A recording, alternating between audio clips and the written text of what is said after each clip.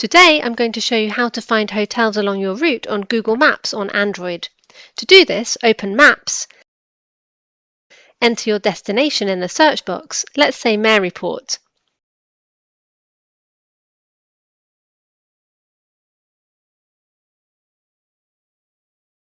Tap on Directions.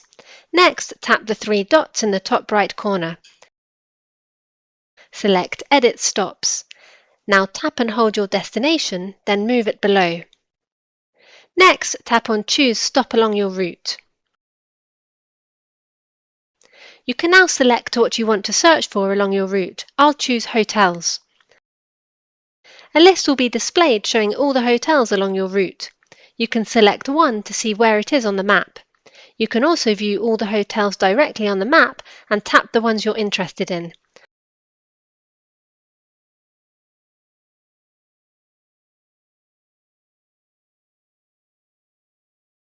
Once you've decided, tap Add Stop, then tap Done.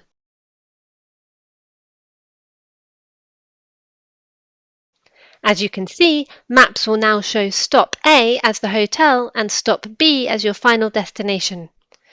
When you're ready to drive, tap Start. If you have any questions, please leave a comment below the video.